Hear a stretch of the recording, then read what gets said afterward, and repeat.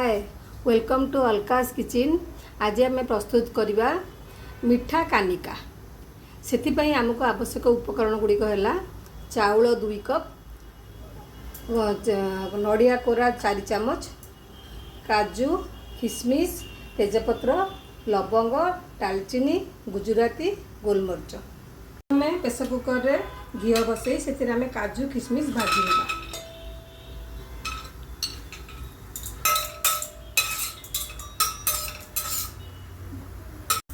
घी गरम अच्छी से आम तेजपत्र जिते गरम मसला अच्छी दालचीनी, गुजराती, लवंग, गोलमरीच सब पकईदे। गुजराती गुड़ाक टिके खोलिकी पकईदे।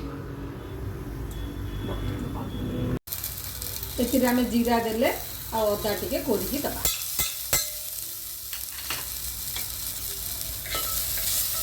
अदा टाक टिके भाजी नवा।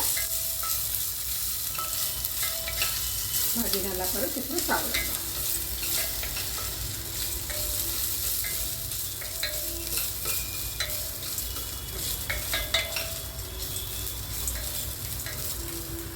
से चाउल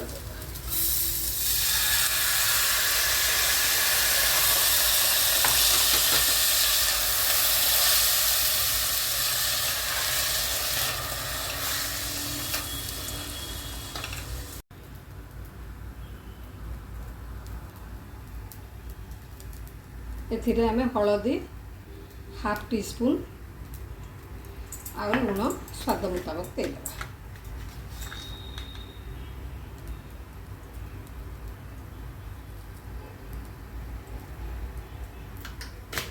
ताको आउ किछि समय 2-3 मिनिट भाजिबा। वर्तमान हलदी लुण अल्प समय भाजिला परे 3-4 मिनिट जस्ट भाजिबे। भाजिला परे सेथिरे आमे दबा चीनी। चीनी आपन जेमती मीठा खाइबे। एथिरे मु एई चामच रे 6 चामच चीनी देछि। आपन जो स्वाद मुताबिक जेति की मीठा खाइबे से अनुसार चीनी देबे। तापरे एथिरे आमे नड़िया देबा। नड़िया 3 चामच खंडे देबा।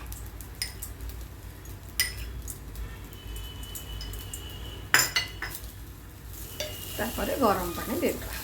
सब बेले एथिरे गरम पानी ही देबे, ठंडा पानी देबेनी। एथिरे मु नेइथिले 2 कप चाउल, सेति पई एथिरे मु देबी 4.5 कप पानी।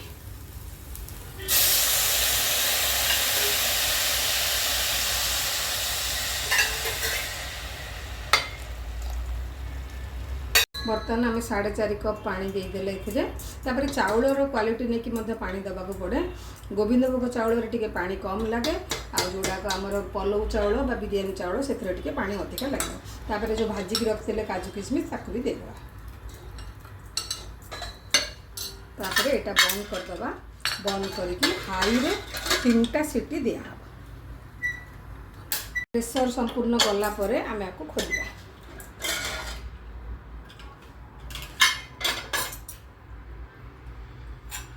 तापर आम आपको सर्व करवा।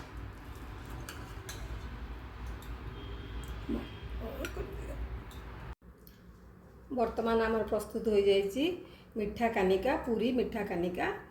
ता सहित आज घर होइतिबा साग, डालमा, आंब खट्टा और सलाड सहित सर्व करिछि। आशा करे रेसिपीटी आपको भल लागिबो।